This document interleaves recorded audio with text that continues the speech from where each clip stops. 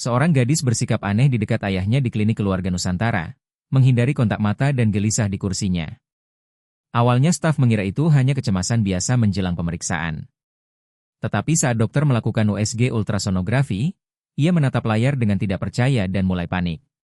Udara sore yang sejuk menyelimuti kota Cimahi, sebuah kota sederhana yang terletak di Kabupaten Bandung Barat. Dr. Ridwan Salim, dokter keluarga berusia 52 tahun yang sudah dikenal dan dihormati di lingkungan pinggiran kota itu, melirik jam tangannya sambil bergegas keluar dari ruang periksa. Klinik pribadinya yang dibuka beberapa tahun lalu kini mulai berkembang dengan jumlah pasien yang terus bertambah. Ayu, panggilnya sambil mendekati meja perawat. Ini tertinggal oleh Bu Hernawati. Ia menyerahkan kotak kacamata resep kepada perawat jaga, Suster Ayu Widyastuti. Akan saya hubungi segera, jawab Ayu. Mengambil kotak itu dan meletakkannya di dalam laci meja. Saat Dr. Ridwan berbalik untuk kembali ke ruang periksanya, matanya menyapu ruang tunggu yang hampir kosong. Menjelang waktu tutup, matanya tertuju pada dua orang yang duduk di sudut. Seorang pria bertubuh kekar mengenakan kaos polo biru dan seorang gadis muda dengan jaket merah longgar. Sesaat ekspresi mengenal muncul di wajahnya. Budi, sapa Dr. Ridwan sambil berjalan mendekat dengan senyum hangat. Budi Santoso, ya, saya tidak tahu kamu akan datang hari ini. Budi Santoso berdiri dan menjabat tangannya. Senang bertemu, dokter. Kita tetangga, jadi kalau di luar klinik panggil saja Ridwan. Ia lalu menoleh pada gadis itu yang tetap menunduk. Dan ini pasti Nur Aulia. Saya rasa kita belum pernah benar-benar bicara. Meski saya sering melihatmu di lingkungan. Nur Aulia nyaris tak bereaksi, hanya mengangguk pelan tanpa mengangkat wajahnya. Sebentar lagi giliran kalian, ujar Dr. Ridwan menenangkan. Saya tinggal menyelesaikan sedikit berkas. Di dalam ruangannya, dokter. Ridwan duduk di belakang meja sambil merapikan dokumen pasien sebelumnya. Beberapa menit kemudian, Suster Ayu Widyastuti masuk dan mulai membersihkan meja periksa dan alat medis secara teliti. Dok, ucapnya dengan suara pelan. Ada yang aneh dengan ayah dan anak perempuan di luar itu. Dr. Ridwan menoleh dari berkasnya. Maksudmu? Kening Ayu mengerut saat ia menyeka mesin USG. Waktu saya ukur tanda vital gadis itu, ayahnya tidak membiarkannya bicara, bahkan untuk menyebutkan namanya sendiri. Semua dijawab oleh ayahnya. Ia menggeleng pelan. Saya harus terus mengingatkannya bahwa saya butuh dengar langsung dari pasien. Dan gadis itu, Nur Aulia, dia tidak pernah sekalipun menatap saya. Dr. Ridwan bersandar di kursi. Saya kenal mereka. Ayo. Mereka tinggal 3 rumah dari saya. Budi memang agak otoriter. Beberapa ayah memang seperti itu. Saya juga orang Indonesia, Dok. Sahut Ayu serius. Tapi ini bukan soal budaya. Ini berbeda. Ia terdiam sejenak lalu mengangkat bahu. Tapi Anda tentu lebih mengenal mereka dari saya. Mungkin memang begitulah cara mereka berinteraksi. Ayu menyerahkan rekam medis Nur Aulia dan mata Dr. Ridwan membelalak saat membaca gejalanya. 14 tahun dengan gejala kehamilan, gumamnya. Ayu mengangguk dengan wajah muram. Itulah kenapa saya khawatir panggil mereka masuk, ucap Dr. Ridwan sambil merapikan jas putihnya dan menyiapkan ekspresinya. Pintu dibuka dan Budi Santoso menuntun Nur Aulia masuk ruangan dengan tangan menempel kuat di pundaknya. Gadis itu berjalan seolah menginjak duri. Tubuhnya kaku. Jaket merahnya menggantung longgar di tubuhnya yang kurus. Terima kasih sudah menerima kami, dokter, kata Budi duduk di kursi di samping meja periksa, terutama di jam segini. Tentu, jawab Dr. Ridwan, apa keluhannya?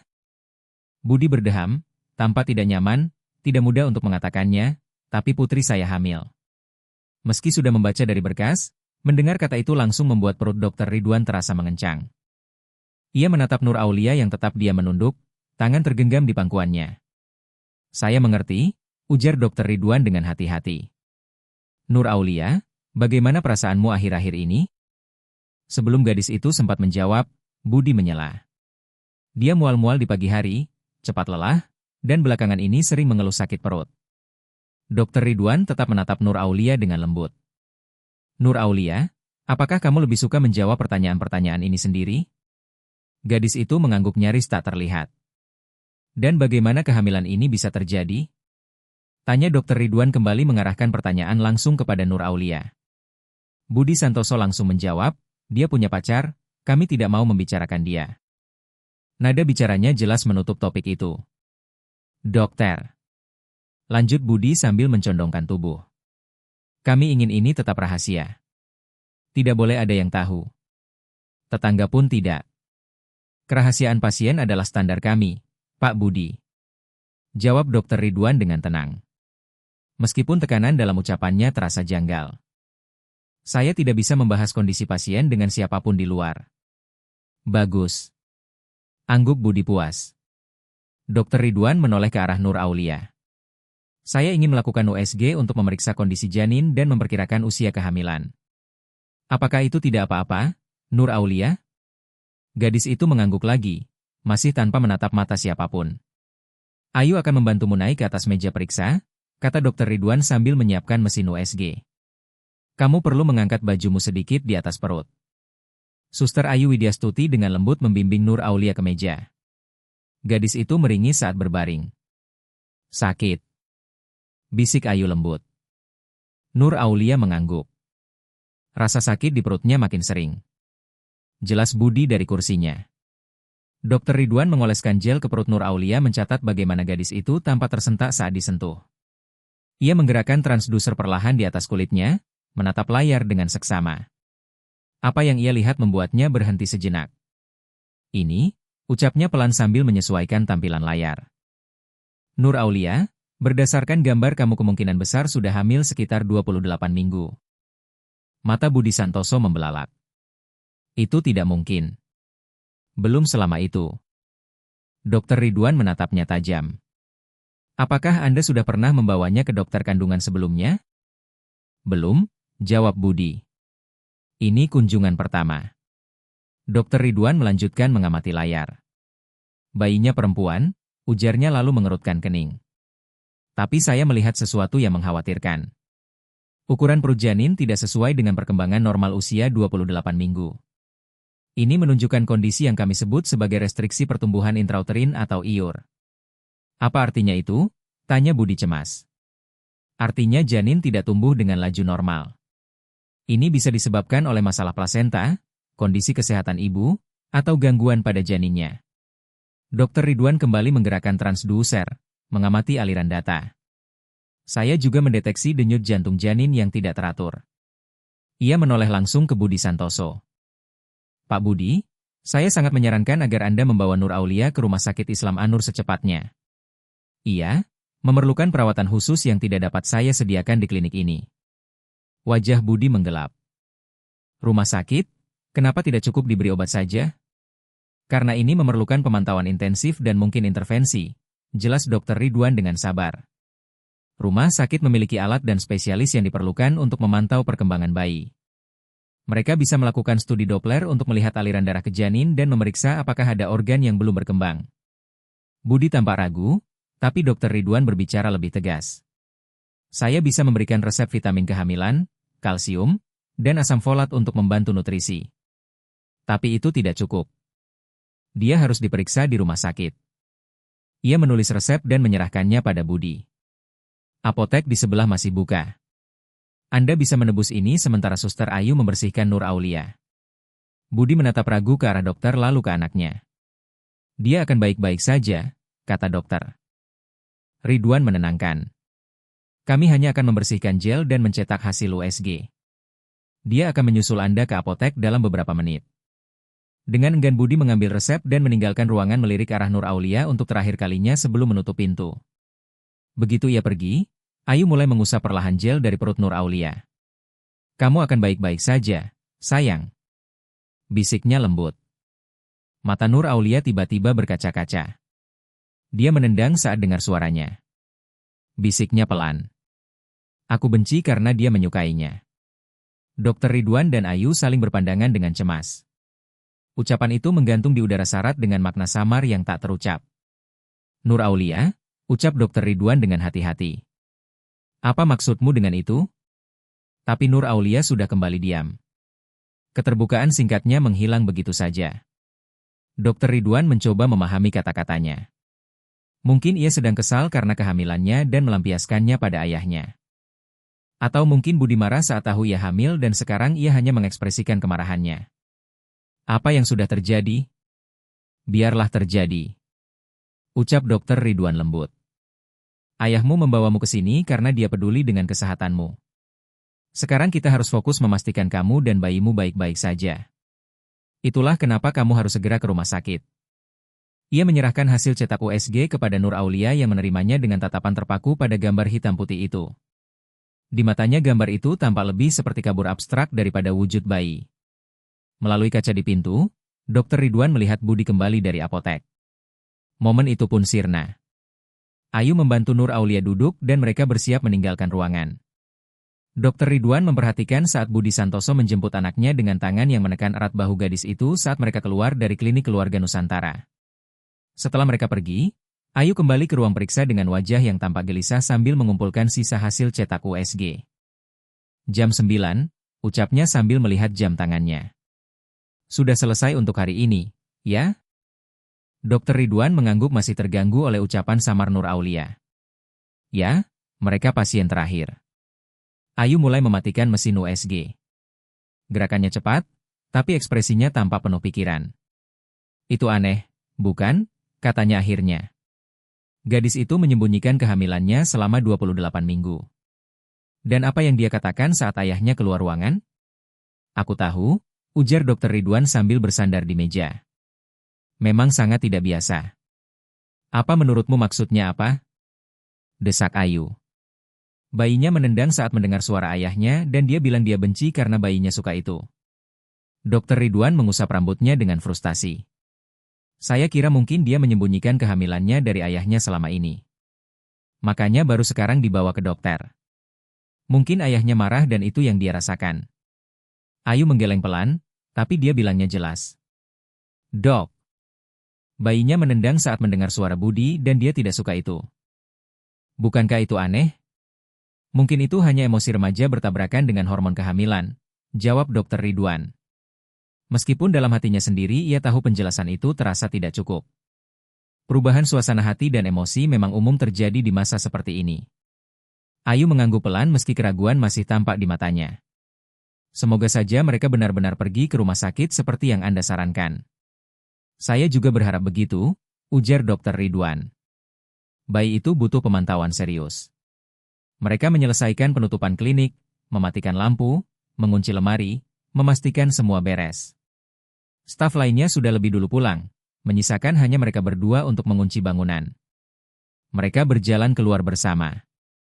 Udara malam terasa sejuk dan area parkir hampir kosong. Selamat malam, dokter, ucap Ayu sambil berjalan ke mobilnya. Selamat malam juga. Ayo, sampai jumpa besok. Dokter Ridwan masuk ke mobilnya, menyalakan mesin, dan keluar dari halaman parkir. Pikirannya terus memutar ulang pemeriksaan tadi, mencoba mencari isyarat dalam interaksi antara ayah dan anak itu. Ada sesuatu yang terasa janggal, tapi ia belum bisa menyimpulkannya. Saat ia memasuki lingkungan rumahnya, lampu jalan memancarkan bayangan panjang di jalanan pinggiran kota yang sunyi. Ia memperlambat laju mobil saat mendekati rumah Budi Santoso. Hanya 3 rumah dari tempat tinggalnya sendiri. Mobil mereka masih terparkir di jalan masuk. Mereka tidak ke rumah sakit, gumamnya sendiri. Rasa khawatir mulai muncul di dadanya. Ia melanjutkan menyetir ke rumahnya, memarkir mobil, dan mematikan mesin. Duduk dalam kegelapan di dalam mobil, ia mulai mempertimbangkan kembali semuanya. Mungkin mereka tidak paham betapa serius kondisinya. Detak jantung janin yang tidak teratur, pertumbuhan yang terhambat. Ini bukan masalah kecil. Apalagi untuk seorang ibu muda berusia 14 tahun. Seharusnya ia hanya masuk rumah, makan malam, dan mengakhiri harinya.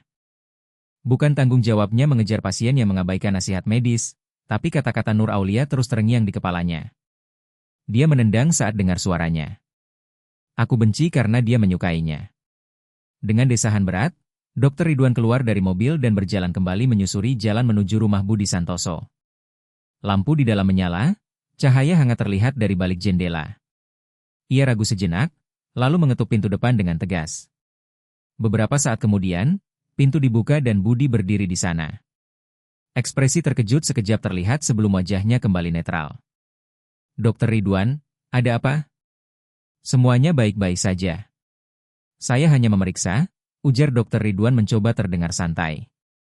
Saya melihat mobil Anda masih di sini dan jadi khawatir karena saya sangat menyarankan agar Nur Aulia segera dibawa ke rumah sakit. Ekspresi Budi sedikit berubah meski nyaris tak kentara. Oh, ya, terima kasih atas perhatiannya. Nur Aulia sudah pergi ke rumah sakit bersama ibunya. Saya tinggal di rumah untuk menyelesaikan pekerjaan. Dokter Ridwan terdiam sesaat, agak terkejut. Ini pertama kalinya ia mendengar ada sosok ibu dari Nur Aulia disebut-sebut. Begitu ya, katanya. Hati-hati, syukurlah kalau begitu. Saya memang khawatir dengan kondisi bayinya. Dia sekarang dalam tangan yang baik, ujar Budi singkat. Terima kasih sudah mampir, Du. Tapi sekarang sudah larut dan saya masih ada pekerjaan. Tentu, angguk Dokter Ridwan. Maaf mengganggu. Selamat malam, Pak Budi. Selamat malam. Pintu ditutup rapat di belakangnya, menyisakan Dokter Ridwan berdiri di beranda dengan perasaan tidak nyaman yang semakin menguat. Dalam perjalanan kembali ke rumah, penjelasan Budi terus berputar di kepalanya. Ia hanya bisa berharap semuanya memang benar. Di dapur, Dokter Ridwan membuka kulkas dan menatap isinya tanpa semangat. Selera makannya menghilang tergantikan oleh firasat buruk tentang gadis itu. Ia mengambil sisa pasta ayam dari makan malam kemarin dan memasukkannya ke dalam microwave. Sambil menunggu makanan hangat, suara hati Ayu teriang lagi. Bagaimana Budia mengontrol semua jawaban untuk Nur Aulia? Bagaimana gadis itu tidak berani menatap mata siapapun? Ucapan samar tentang bayinya dan sekarang klaim bahwa Nur Aulia sudah dibawa ibunya ke rumah sakit. Seorang ibu yang bahkan belum pernah disebut sebelumnya. Microwave berbunyi, tanda makanan siap, tapi Dokter Ridwan nyaris tak menyadarinya. Sebuah kesadaran menghantamnya tiba-tiba. Meskipun telah tinggal hanya 3 rumah dari keluarga Budi Santoso selama lebih dari setahun, ia hampir tidak pernah melihat Nur Aulia, apalagi ibunya. Ia tahu Budi punya seorang anak perempuan, tapi interaksi mereka hanya sebatas lambaian dari halaman atau obrolan singkat di acara lingkungan dan selalu hanya bersama Budi. Soal istrinya, Dokter Ridwan bahkan tak bisa mengingat kapan terakhir kali melihat sosok perempuan itu. Ia membawa piringnya ke ruang kerja kecil di rumah. Sebuah ruangan dengan meja, komputer, dan rak buku penuh literatur medis. Menyingkirkan makanannya, ia membuka laptop dan mulai mengetik. Ini mungkin agak melanggar batas profesional, gumamnya. Tapi ada yang tidak beres. Ia mencari nama Budi Santoso di Facebook dan dengan cepat menemukan profilnya. Pengaturannya minim, memungkinkan Dokter Ridwan melihat beberapa foto dan informasi. Ia menggulir daftar teman, mencari seseorang yang mungkin adalah Ibu Nur Aulia, Fitri Maharani, ucapnya pelan. Nama itu terdengar agak familiar, seolah pernah ia dengar bertahun lalu. Foto profil wanita itu menggugah sesuatu di dalam ingatannya. Wajah perempuan itu memiliki kemiripan halus dengan Nur Aulia dan Dokter Ridwan hampir yakin ia pernah melihatnya di suatu tempat. Ia mengklik profil itu dan mulai menelusuri informasi publik yang terbatas. Di halaman Fitri Maharani hampir tidak ada foto terbaru bersama Budi ataupun Nur Aulia. Bahkan saat menggulir lebih jauh, Dokter Ridwan menyadari tidak ada foto keluarga selama beberapa tahun terakhir. Yang ada hanya potret Fitri dalam acara kantor bersama teman-temannya. Tetapi tak satu pun dari foto itu memperlihatkan Fitri Maharani bersama putrinya. Kalau mereka sudah bercerai itu masuk akal, gumam Dokter Ridwan pelan. Tapi kenapa tadi Budi bilang Nur Aulia pergi ke rumah sakit bersama ibunya? Dokter Ridwan sadar bahwa apa yang ia lakukan kini melangkahi batas profesionalisme. Tetapi kekhawatirannya terhadap kondisi dan keselamatan Nur Aulia jauh lebih besar daripada aturan administratif. Ia mengklik ikon pesan di Facebook dan mulai mengetik, "Halo, Bu Fitri Maharani, maaf saya menghubungi Anda lewat cara ini. Saya Dokter Ridwan Salim, dokter keluarga yang hari ini memeriksa putri Anda, Nur Aulia. Saya hanya ingin memastikan apakah kunjungan ke rumah sakit berjalan lancar. Sekali lagi, maaf jika ini mengganggu." Ia ragu sejenak sebelum menekan tombol kirim. Ia tahu pesan ini bisa saja membuat Fitri bingung atau bahkan marah. Tapi rasa khawatir terhadap Nur Aulia mengalahkan semuanya. Ia pun mengirimkannya. Sambil makan malam, ia terus-menerus melirik layar menanti balasan. Tak ada. Ia membersihkan piringnya, mengganti baju, dan bersiap untuk tidur. Sebelum benar-benar memejamkan mata, Ia mengecek ponselnya sekali lagi. Tiba-tiba terdengar notifikasi. Ia segera meraihnya dan membaca pesan dari Fitri Maharani. Kunjungan rumah sakit, ada apa dengan Nur Aulia? Belum sempat ia membalas, ponselnya langsung berdering. Panggilan Facebook masuk dari Fitri. Dokter Ridwan duduk tegak di ranjang dan menjawabnya. Halo, Dokter Ridwan di sini? Dokter, apa yang sedang terjadi? Suara Fitri tegang dan penuh kecemasan. Apa maksud Anda dengan kunjungan rumah sakit? Saya sama sekali tidak ada di rumah sakit bersama Nur Aulia. Perut Dokter Ridwan terasa mengencang. Bu Fitri, saya melihat putri Anda sore ini di klinik keluarga Nusantara. Dia dibawa oleh ayahnya Budi Santoso. Dia hamil kira-kira 28 minggu. Di ujung sambungan terdengar tarikan napas tajam. Itu tidak mungkin, bisik Fitri. Saya sudah hampir 3 tahun tidak bertemu Nur Aulia. Saya dan Budi sudah bercerai selama 10 tahun. Dia memegang hak asuh penuh. Saya bahkan tidak diizinkan mendekati Aulia. Dokter Ridwan memejamkan mata, kepingan-kepingan mulai menyatu. Bu Fitri, saya perlu menjelaskan dengan jelas. Nur Aulia datang bersama ayahnya sore ini. Dia berada di trimester ketiga kehamilan dan mengalami kondisi yang disebut restriksi pertumbuhan intrauterin. Artinya, janin tidak tumbuh dengan kecepatan normal. Ini bisa disebabkan oleh gangguan plasenta, masalah kesehatan ibu, atau kelainan janin. Ia menarik napas sejenak. Saya juga mendeteksi detak jantung janin yang tidak beraturan. Saya sangat menyarankan agar mereka segera ke rumah sakit agar bisa dilakukan pemeriksaan Doppler dan pengecekan organ-organ vital. Bila ada organ yang belum berkembang, khususnya paru-paru atau otak, masih ada perawatan yang bisa diberikan sebelum semuanya terlambat. Lama tak ada suara di seberang, lalu terdengar suara Fitri pecah oleh Ishak. Ya Tuhan, katanya lirih.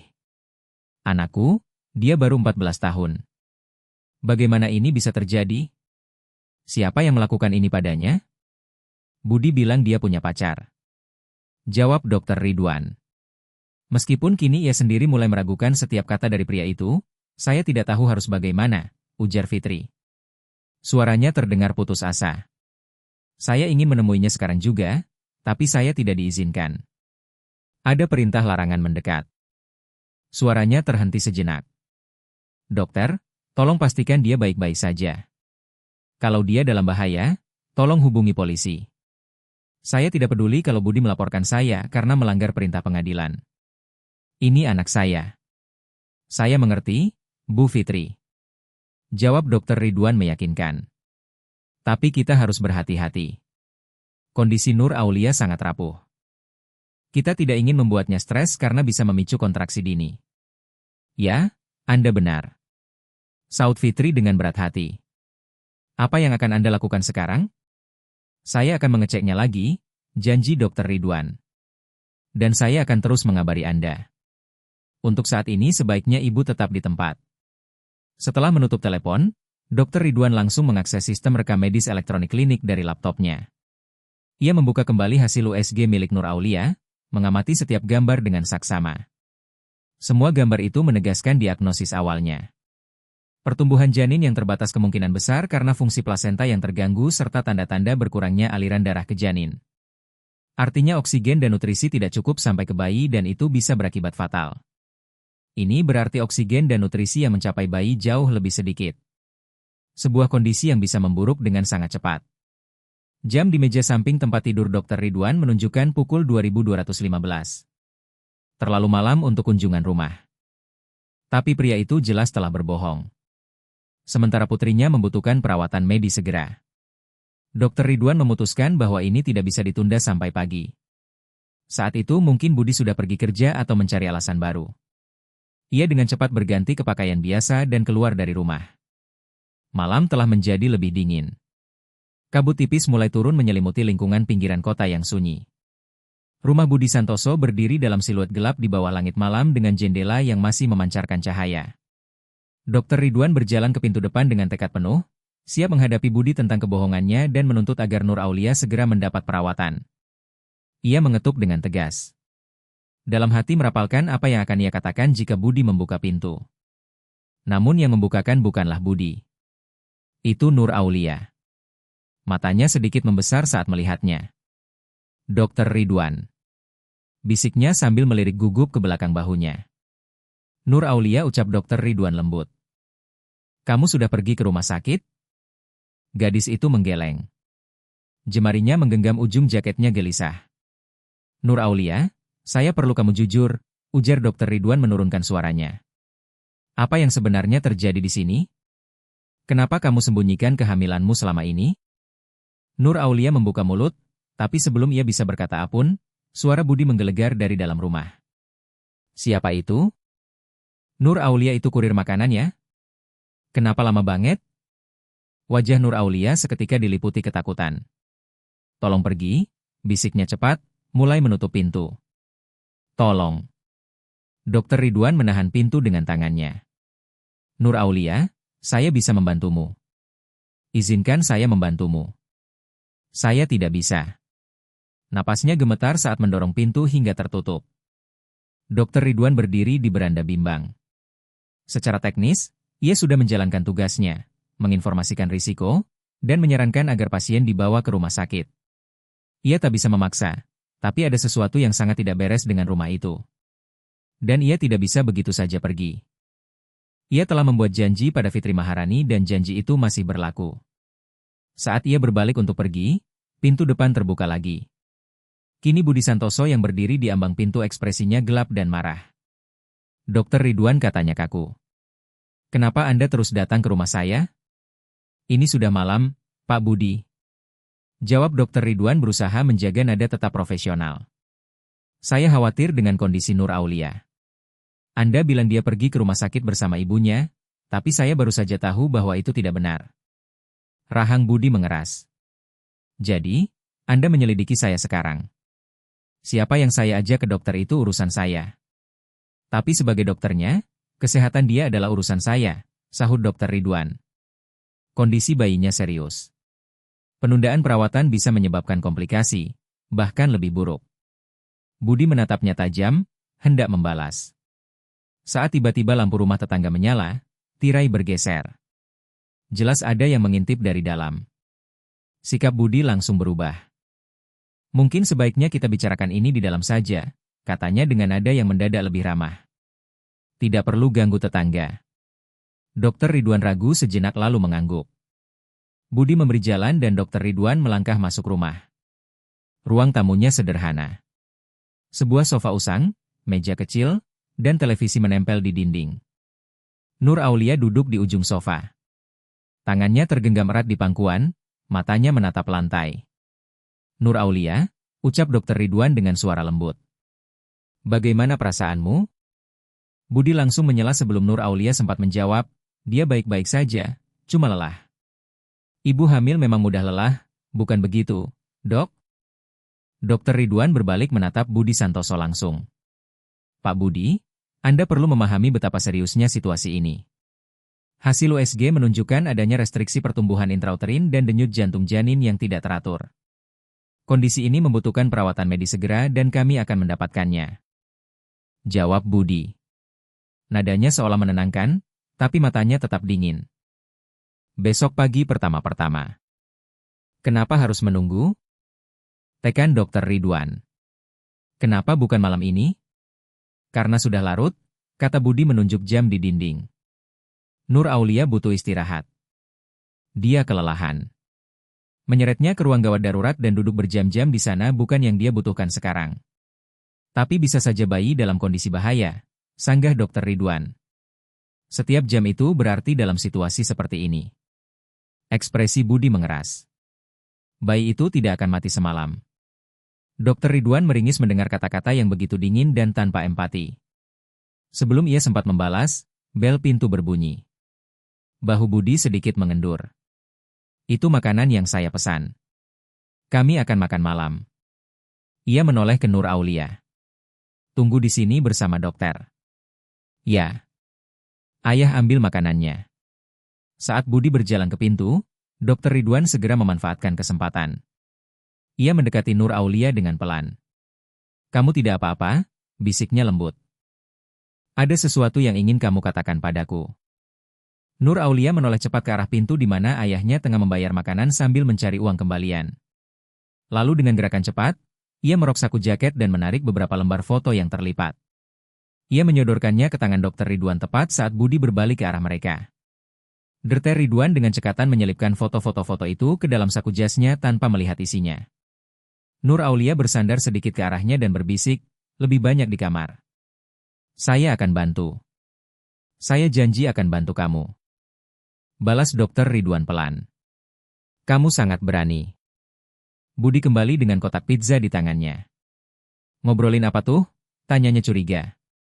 Nur Aulia bilang dia lapar, jawab Dr. Ridwan dengan nada ringan. Bagus juga, artinya selera makannya masih ada. Itu penting. Lihatkan saya ayah yang baik, kata Budi meletakkan kotak pizza di meja. Saya pastikan dia makan dengan baik. Lalu ia beralih menatap Dr. Ridwan. Sikapnya kini kembali jadi campuran antara mengusir dan meremehkan. Saya menghargai kepedulian Anda, dokter. Tapi sekarang sudah larut malam. Seperti yang Anda bilang sendiri, ibu hamil butuh istirahat. Kalau dia tidak cukup tidur, itu juga bisa berbahaya bagi bayi, bukan begitu? Dr. Ridwan paham itu sinyal pengusiran. Ya, istirahat memang penting. Ia mengangguk. Tapi begitu juga dengan perawatan medis dan dia akan mendapatkannya, jawab Budi. Besok pagi saya janji melihat tak ada jalan untuk memaksa lebih jauh tanpa memperkeruh suasana. Dr. Ridwan akhirnya berdiri menuju pintu. Saya akan datang besok untuk mengecek bagaimana hasil kunjungan ke rumah sakit. Ucapan itu jelas merupakan pesan bahwa ia tidak akan membiarkan ini berakhir begitu saja. Tentu, sahut Budi datar. Selamat malam, dokter. Saat Dr. Ridwan meninggalkan rumah, ia menoleh sekilas ke jendela dan melihat Budi dan Nur Aulia duduk di meja. Kotak pizza terbuka di depan mereka. Budi berbicara dengan gerakan tangan yang ekspresif, sementara Nur Aulia tetap diam, pandangannya menunduk. Kembali di rumahnya, Dr. Ridwan segera menarik foto-foto dari saku jasnya. Apa yang dilihatnya membuat darahnya membeku. Ada 4 foto. Masing-masing memperlihatkan Nur Aulia dalam keadaan sebagian telanjang di atas tempat tidur. Dan dalam foto-foto itu, Budi Santoso tampak jelas. Foto-foto itu menunjukkan bukti kekerasan seksual secara gamblang. Ya Allah, bisik Dr. Ridwan. Tangannya gemetar oleh kemarahan dan jijik. Ia cepat-cepat membalik foto-foto itu menghadap ke bawah di atas meja, tidak sanggup melihatnya lebih lama. Kata-kata Nur Aulia di klinik kembali menggema di kepalanya. Kali ini dengan makna yang mengerikan. Dia menendang saat dengar suaranya. Aku benci karena dia menyukainya. Kebenaran menghantamnya seperti beban fisik yang menghancurkan. Budi bukan hanya ayah Nur Aulia. Dia adalah ayah dari bayi di kandungan gadis itu. Tidak pernah ada pacar. Hanya ada seorang pemangsa dan korban. Tinggal hanya 3 rumah dari tempat tinggalnya. Dr. Ridwan segera meraih ponselnya dan menekan angka darurat. Layanan darurat. Ada yang bisa kami bantu? Terdengar suara operator. Saya ingin melaporkan kasus kekerasan anak dan pelecehan seksual, kata Dr. Ridwan dengan suara yang berusaha tetap tenang. Seorang anak perempuan berusia 14 tahun, hamil 28 minggu. Pelakunya adalah ayah kandungnya. Dia dan bayinya butuh pertolongan medis secepatnya. Saya ingin melaporkan kasus kekerasan anak dan tindakan membahayakan jiwa, kata Dr. Ridwan. Suaranya tenang meski pikirannya bergolak. Seorang gadis berusia 14 tahun, hamil 28 minggu. Ayah kandungnya adalah pelakunya dan gadis itu serta janinnya membutuhkan perawatan medis secepat mungkin. Sementara menunggu kedatangan polisi, pikiran Dr. Ridwan terus berpacu. Foto-foto yang ia miliki adalah bukti yang memberatkan. Tetapi ia harus memastikan bukti itu benar-benar sampai ke pihak berwenang. Ia segera memotret foto-foto cetakan itu dengan ponselnya, memastikan setiap gambar cukup jelas untuk dijadikan bukti jika yang asli hilang atau dimusnahkan. Kemudian ia mengirimkannya kepada Dian Pelangi melalui Facebook Messenger disertai pesan singkat yang menjelaskan bahwa ia sudah menghubungi polisi dan mereka sedang menuju rumah Budi. Ponselnya langsung berdering. Dian Pelangi menelepon. Saya akan ke sana sekarang juga, katanya. Suaranya terdengar gemetar oleh amarah dan kesedihan. Monster stare itu. Saya akan bunuh dia dengan tangan saya sendiri. Ibu Dian, tolong biarkan polisi yang menangani ini. Pinta Ridwan. Mereka sedang dalam perjalanan. Yang paling penting sekarang adalah menyelamatkan Nur Aulia dan membawanya ke rumah sakit. Bagaimana ini bisa terjadi? Isak Dian. Bagaimana dia bisa tega terhadap anaknya sendiri? Saya tahu ada yang tidak beres waktu dia ngotot rebut hak asuh. Tapi saya tidak pernah membayangkan. Tidak pernah. Saya turut prihatin, kata Dr. Ridwan. Tak tahu lagi harus menghibur dengan kata-kata apa. Tapi malam ini, Nur Aulia berani meminta bantuan dan sekarang kita bisa menjauhkannya dari dia. Saya tetap akan datang, tegas Dian. Saya harus ada di sana untuk anak saya. Tentu, jawab Dr. Ridwan. Tapi tolong biarkan polisi bertindak dulu. Setelah menutup telepon, Dr. Ridwan mondar-mandir di ruang tamu. Matanya terus-menerus mengawasi jendela menunggu tanda-tanda kedatangan polisi. Meski jam menunjukkan baru 20 menit sejak panggilan darurat, rasanya seperti berjam-jam. Akhirnya lampu-lampu rotator mobil polisi terlihat berbelok ke jalan mereka. Mobil-mobil itu melaju perlahan tanpa sirene mendekati rumah Budi Santoso dengan hati-hati. Dr. Ridwan segera keluar untuk menyambut mereka. 3 mobil polisi berhenti beberapa meter dari rumah Budi. 6 petugas keluar dan salah satunya seorang pria bertubuh tegap dengan raut serius menghampirinya. Dr. Ridwan, saya yang menelepon. Kata Dr. Ridwan. Saya memiliki bukti kekerasan seksual. Detektif Morales, jawab petugas itu sambil mengangguk. Boleh saya lihat buktinya? Dr. Ridwan menyerahkan foto-foto itu. Ini diberikan langsung oleh korban kurang dari 1 jam lalu. Dia juga bilang masih ada yang lain di dalam rumah. Detektif Morales memeriksa foto-foto itu. Ekspresinya mengeras dan gadis itu hamil. Iya. 28 minggu ada risiko medis serius baik untuk dirinya maupun bayinya. Dia perlu dibawa ke rumah sakit secepatnya. Seorang petugas lain menghampiri. Rumahnya tenang, detektif. Lampu masih menyala. Baik, ujar Morales lalu menyerahkan foto-foto ke petugas lain yang segera memasukkannya ke kantong bukti. Dr. Ridwan, tolong tunggu di sini. Kami akan mendekati rumah. 6 polisi mulai bergerak, menyebar secara taktis di sekitar rumah Budi, menutupi setiap pintu dan kemungkinan jalur pelarian. Detektif Morales dan 1 petugas lainnya menuju pintu depan dan mengetuk keras. Tidak ada jawaban. Ia mengetuk lebih keras lagi sambil mengumumkan identitas. Polisi, Departemen Kepolisian Kota Santa Rosa tetap tidak ada respons. Petugas-petugas saling bertukar pandang. Morales berbicara melalui radio genggamnya. Beberapa detik kemudian, petugas di belakang rumah mengabarkan. Kami melihat ada gerakan di dalam, tapi tidak ada yang mendekat ke pintu. Setelah beberapa kali percobaan sia-sia, Detektif Morales mengangguk mantap. Kita masuk. Ini kemungkinan situasi anak dalam bahaya. Seorang petugas membawa battering ram alat penembus pintu dengan 3 pukulan keras. Kusen pintu jebol. Pintu terbuka dengan suara pecahan kayu. Dr. Ridwan tetap berada di batas aman seperti yang diperintahkan, berusaha keras melihat ke dalam rumah. Petugas masuk cepat, suara mereka terdengar tegas. Polisi, ini kepolisian Santa Rosa. Tetangga-tetangga mulai keluar dari rumah mereka tertarik oleh keributan. Pasangan lansia yang tinggal di sebelah rumah Budi Santoso yang sebelumnya mengintip dari balik tirai kini menghampiri Dr. Ridwan.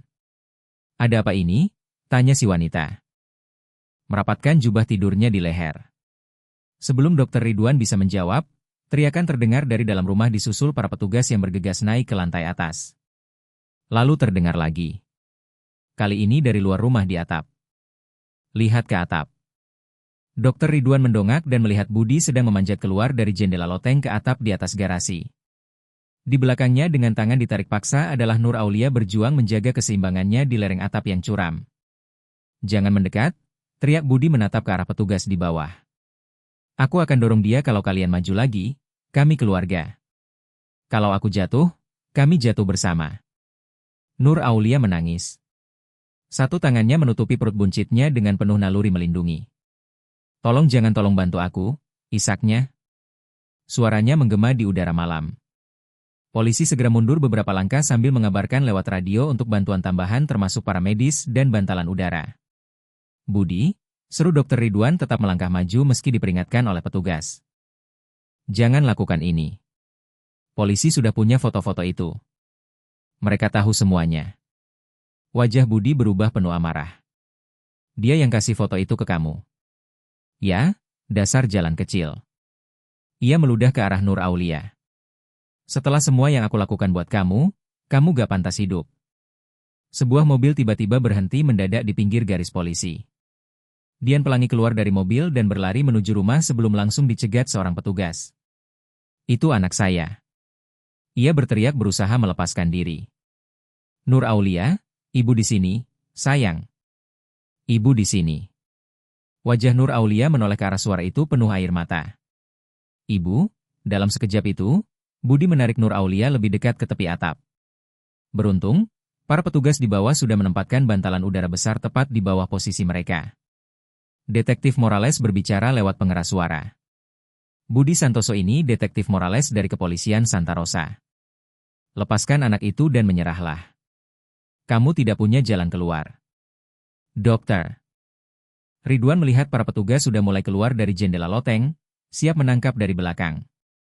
Tapi Budi juga melihat mereka mundur. Ia teriak sambil menarik Nur Aulia makin ke tepi. Kalau perlu aku loncat bareng dia. Dian Pelangi berhasil lolos dari pegangan polisi. Tolong Budi. Dia anak kita. Jangan sakiti dia. Bukan milik kamu. Bentak Budi. Kamu gak pernah pantas punya dia. Kamu gak pantas punya kami berdua. Dokter Ridwan tersentak sadar. Budi tidak hanya menganggap Nur Aulia miliknya, tapi juga bayi dalam kandungannya. Bagi Budi, mereka bukan manusia, tapi milik pribadi yang bisa dia kontrol atau dia hancurkan. Petugas dari jendela mulai merayap ke atap. Melihat dirinya terkepung, Budi mengambil keputusan. Tidak, seru Dokter Ridwan, tetapi sudah terlambat. Budi mendorong Nur Aulia dari atap. Gadis itu jatuh sambil menjerit ketakutan, tapi mendarat dengan selamat di atas bantalan udara. Petugas segera menyerbu ke arahnya untuk membantu, sementara yang lain mengejar Budi yang mencoba melompat ke sisi lain atap. Ia tak berhasil. Dua petugas menangkapnya di udara, menjatuhkannya keras ke permukaan atap hingga ia tak bisa bernapas. Mereka memborgolnya dan mulai membawanya turun jauh lebih kasar dibandingkan saat menyelamatkan Nur Aulia. Sementara itu, Dokter Ridwan berlari ke arah Nur Aulia yang sudah dikelilingi para medis. Saya dokternya, katanya cepat. Nur Aulia, kamu dengar suara saya? Matanya terbuka perlahan. Air mata mengalir di pipinya. Bayinya, bisiknya. Apa bayinya baik-baik saja? Dokter Ridwan simetakan tangan lembut di perutnya, merasakan gerakan. Kita akan membawamu ke Rumah Sakit Islam An-Nur untuk memastikannya. Tapi kurasa dia akan baik-baik saja. Kamu sangat berani, Nur Aulia, sangat berani. Udara malam dipenuhi cahaya berkedip dari mobil polisi dan ambulans. Para petugas menggiring Budi Santoso yang diborgol menuju mobil patroli. Wajahnya dipenuhi amarah. Saat mereka melewati Fitri Maharani yang berdiri cemas menyaksikan petugas medis merawat Nur Aulia, Budi meludah ke arahnya. Ini salahmu, geramnya. Kamu tak pernah jadi ibu sungguhan baginya. Fitri menerjang ke depan, tak mampu lagi menahan emosinya. Kau monster, apa yang kau lakukan pada anak kita? Kau bukan manusia.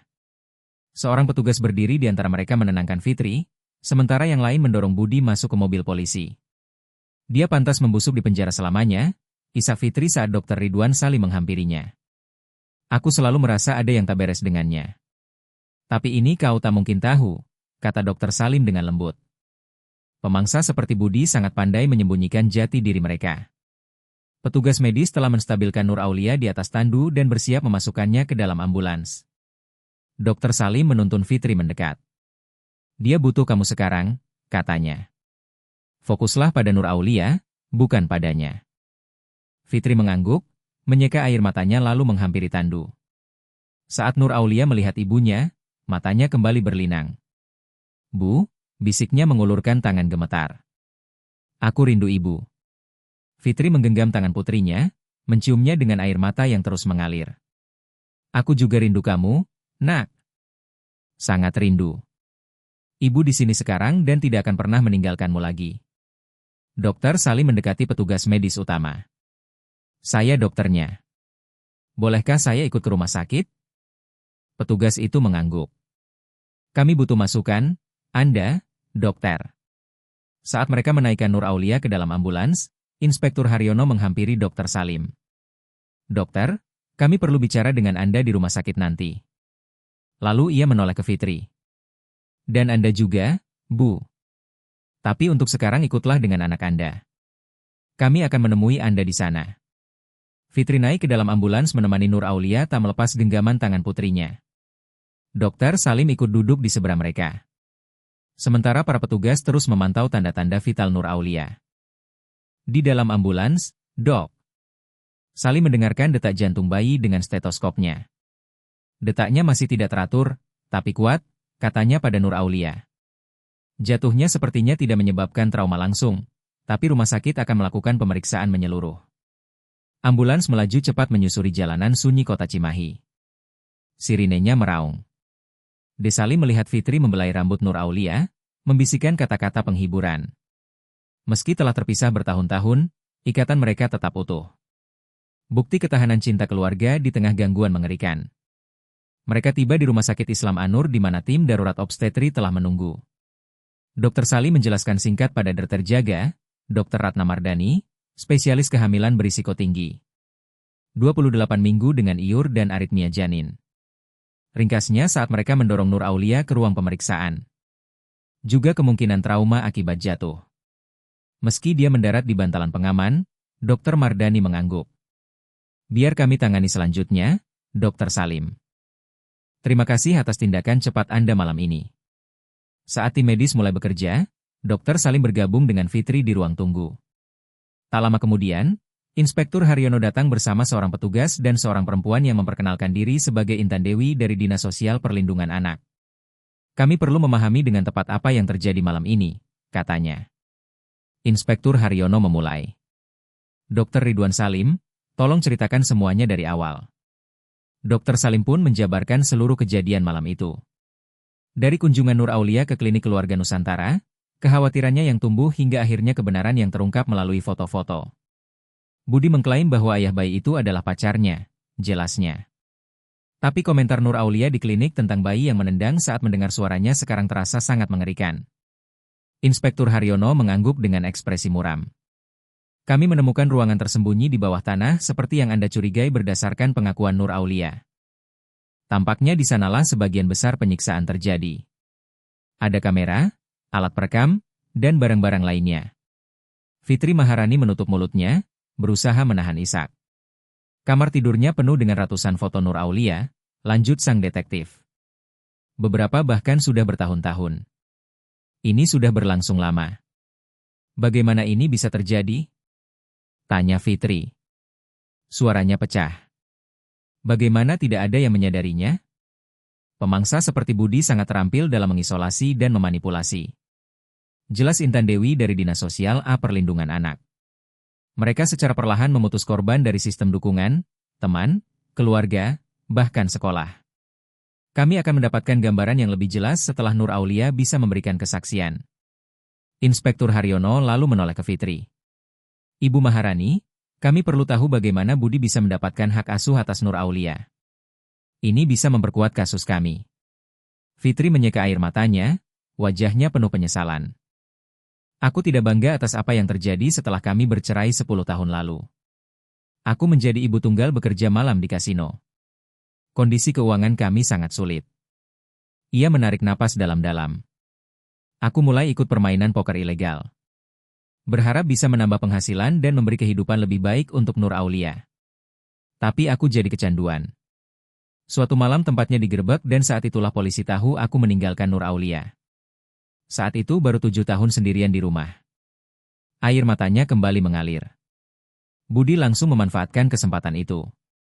Dia berpura-pura jadi ayah yang stabil dan bertanggung jawab. "Pengadilan memberinya hak asuh penuh dan aku hanya diizinkan kunjungan terbatas dengan pengawasan.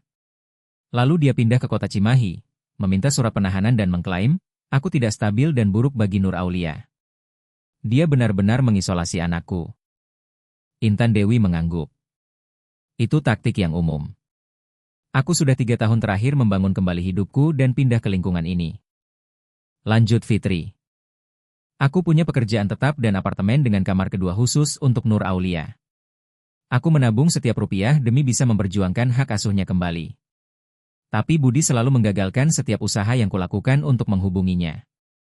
Sebelum ada yang bisa menanggapi, Dr. Ratna Mardani keluar dari ruang pemeriksaan. Semua menoleh penuh harap. Nur Aulia dalam kondisi stabil, lapornya. Detak jantung bayi masih tidak teratur, tapi kami sudah memberinya obat untuk membantu. Kami juga mulai injeksi steroid untuk mempercepat kematangan paru-paru janin. Sangat penting dalam kasus Iur. Ia sangat kekurangan gizi dan menunjukkan tanda-tanda stres dan trauma jangka panjang. Tapi secara fisik ia seharusnya bisa pulih. Dan bayinya, tanya Fitri. Kami masih memantau dengan cermat, jawab Dr. Mardani. 48 jam ke depan akan sangat krusial. Jatuhnya tidak menyebabkan pelepasan plasenta. Itu kabar baik.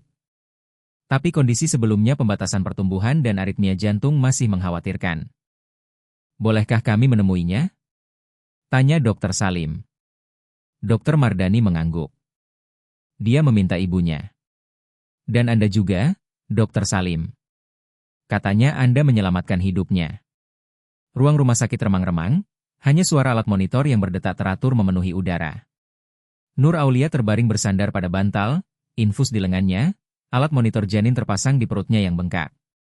Meski telah melalui segalanya, ada sesuatu yang berbeda sekarang. Cahaya di matanya, semangat yang sebelumnya tidak ada. Beban rahasianya telah terangkat. Fitri mendekat perlahan ke sisi ranjang, seolah takut Nur Aulia akan menghilang. Nur Aulia, bisiknya mengambil tangan putrinya. Anak pemberani dan cantikku. Mata Nur Aulia berlinang. Bu, katanya suaranya lebih kuat dari sebelumnya. Ibu datang kembali untukku. Aku tidak pernah berhenti mencoba untuk kembali. Kata Fitri Maharani duduk perlahan di tepi ranjang. Ayahmu, dia membuat segalanya mustahil tapi semua itu sudah berakhir sekarang. Dia tidak akan pernah bisa menyakitimu lagi. Dr. Ridwan saling berdiri dengan hormat di kaki ranjang, memberi ruang untuk ibu dan anak bersatu kembali. Inspektur Haryono dan Intan Dewi dari Dinas Sosial o Perlindungan Anak menunggu di dekat pintu menyadari betapa rapuhnya momen ini. Beberapa menit kemudian Nur Aulia menoleh ke Dr. Salim. Terima kasih, katanya pelan. Karena telah mempercayai aku, karena telah menolong kami. Kamulah yang pemberani, Nur Aulia, balas Dr. Salim.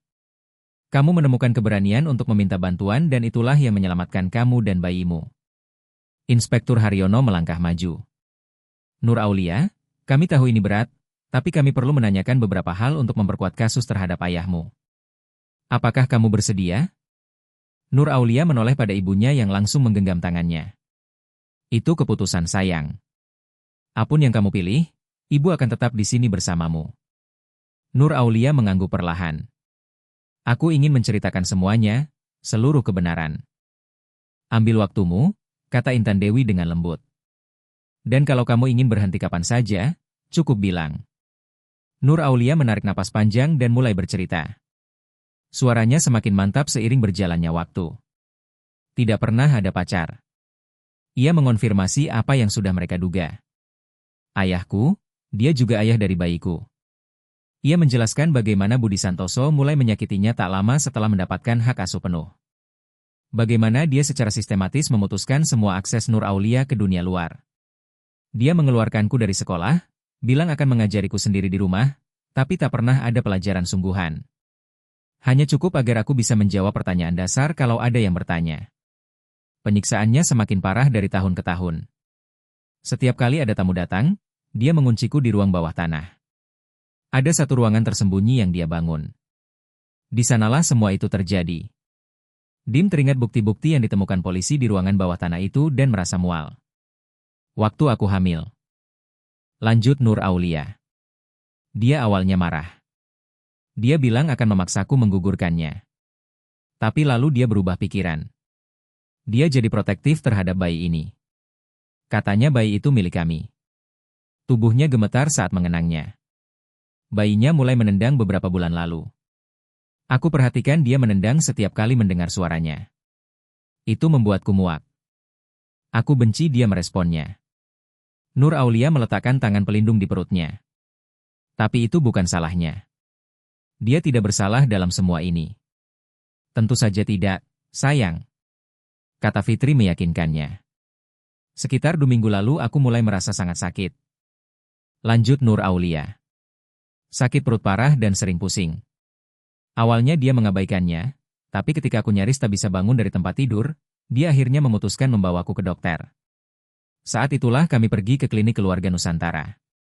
Inspektur Haryono mencatat semuanya. Foto-foto yang kamu berikan pada Dokter Salim, bagaimana kamu mendapatkannya?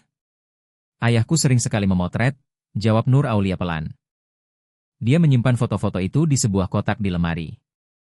Aku mengambil beberapa diam-diam saat dia mandi tadi malam. Sebelum kami pergi ke klinik, aku tahu dia akan keluar rumah untuk mengantar kami. Sudah sangat lama sejak terakhir kali dia membiarkanku keluar rumah. Aku tidak tahu harus apa dengan foto-foto itu atau harus percaya pada siapa. Tapi ketika Dokter Salim datang ke rumah kami, aku merasa mungkin dia bisa membantu. Kamu melakukan hal yang benar, kata Dokter Salim menenangkannya. Dokter Ratna Mardani kembali untuk memeriksa kondisi Nur Aulia dan mengevaluasi hasil pemantauan janin. Obatnya tampaknya mulai membantu mengatasi gangguan detak jantung, lapornya. Dan tanda vitalmu mulai stabil, Nur Aulia, ini kabar baik. Lalu apa yang akan terjadi sekarang? Tanya Nur Aulia menatap orang dewasa di sekelilingnya. Intan Dewi maju ke depan. Kamu akan tetap dirawat di rumah sakit sampai kondisi medis dinyatakan aman. Setelah itu kami akan menentukan tempat tinggal terbaik untuk kamu dan bayimu. Dia akan ikut pulang bersamaku, kata Fitri Maharani dengan tegas. Aku sudah menyiapkan ini selama bertahun-tahun, kata Fitri Maharani. Aku punya kamar untuknya, tabungan untuk kebutuhannya, semuanya. Intan Dewi mengangguk. Melihat situasinya, itu memang penempatan yang paling layak. Kami akan melakukan evaluasi rumah. Tapi selama semuanya sesuai, aku tidak melihat ada alasan untuk Nur Aulia tidak diasuh oleh ibunya. Lalu bagaimana dengan ayahku? Tanya Nur Aulia dengan suara ragu. Dia sudah ditahan, jawab Inspektur Harono. Berdasarkan bukti yang kami kumpulkan, foto-foto, ruangan tersembunyi dan kesaksianmu, dia akan menghadapi banyak dakwaan berat, kekerasan terhadap anak, pelecehan seksual, insest, membahayakan keselamatan anak, dan lainnya. Dia tidak akan bebas untuk waktu yang sangat lama. Nur Aulia mengangguk. Wajahnya menampilkan campuran emosi, kelegaan, kesedihan, dan sesuatu yang menyerupai penutupan. Bagaimana dengan bayinya? Tanyanya. Beralih ke Dokter Ratna Mardani. Apakah dia akan baik-baik saja? Kami melakukan semua yang bisa kami lakukan. Jawab Dokter Mardani dengan lembut. Beberapa minggu ke depan akan sangat krusial. Kami akan melanjutkan suntikan steroid untuk membantu perkembangan paru-parunya, memantau detak jantungnya secara ketat, dan fokus memperbaiki nutrisimu agar dia punya peluang terbaik. Aku ingin merawatnya sendiri, kata Nur Aulia pelan, mengejutkan semua orang di ruangan. Aku tahu aku masih muda, tapi dia tidak bertanggung jawab atas bagaimana dia hadir di dunia ini. Aku tidak ingin dia menderita karena apa yang dilakukan ayahku. Fitri menggenggam tangan putrinya. Kita akan membesarkannya bersama janjinya kamu, aku dan putri dia akan dicintai dan dilindungi selalu. Malam semakin larut. Inspektur dan Intan Dewi pamit berjanji akan kembali keesokan harinya. Dokter Mardani menyelesaikan pemeriksaannya lalu pergi untuk mengecek pasien lain. Fitri duduk di kursi di samping ranjang putrinya. Enggan beranjak sedikit pun dari sisi Nur Aulia. Dokter Ridwan Salim juga bersiap pergi. Tugas medisnya telah selesai, tapi hatinya masih berat memikirkan apa yang telah ia saksikan. Dokter Salim panggil Nur Aulia saat ia hendak membuka pintu. Terima kasih karena mendengarkan, karena melihat bahwa ada sesuatu yang salah. Ia menoleh kembali tersentuh oleh ketegaran wajah muda itu. Aku hanya bersyukur bisa membantu. Anda bukan cuma membantu, kata Fitri. Anda menyelamatkan mereka berdua saat semua orang lain memilih berpaling. Saat Dokter Salim mengemudi pulang di awal pagi, jalanan kota Cimahi sepi dan kosong, pikirannya terus merenungkan peristiwa malam itu. Keputusannya untuk mengikuti nalurinya. Untuk melangkah melampaui batas profesional ketika keselamatan seorang anak dipertaruhkan telah membuat semua perbedaan. Lingkungan tempat tinggalnya senyap ketika ia tiba. Rumah keluarga Santoso kini menjadi tempat kejadian perkara. Garis polisi kuning mengelilingi batasnya. Para tetangga akan terbangun melihat jalanan yang telah berubah. Sebuah komunitas yang dipaksa menghadapi kengerian yang selama ini tersembunyi di tengah-tengah mereka. Dokter Salim masuk rumahnya dengan tubuh lelah tapi hati tenang atas pilihan yang telah ia buat. Dalam dunia medis, mandatnya jelas. Pertama, jangan menyakiti. Tapi kadang untuk berbuat baik lebih dari sekadar tidak menyakiti, dibutuhkan tindakan, keberanian, dan kesediaan untuk melihat apa yang diabaikan orang lain. Saat akhirnya ia berbaring untuk beristirahat, pikirannya tertuju pada Nur Aulia dan bayi dalam kandungannya. Dua jiwa yang telah menjadi korban kekejaman tak terbayangkan, kini memiliki peluang untuk memulai lagi. Perjalanan mereka untuk sembuh akan panjang dan berat, tapi mereka tidak akan menjalaninya sendirian. Terkadang pikirnya saat kantuk akhirnya menguasai, diagnosis terpenting adalah yang melampaui gejala medis yang mampu mengenali penderitaan manusia di balik permukaan. Teriakan diam yang datang dalam bentuk tatapan menghindar, ucapan tersamar, dan tindakan putus asa yang penuh harap. Pada akhirnya bukan hanya pengetahuan medis yang menyelamatkan nyawa, tapi belas kasih, perhatian, dan keberanian untuk bertindak saat orang lain berpaling.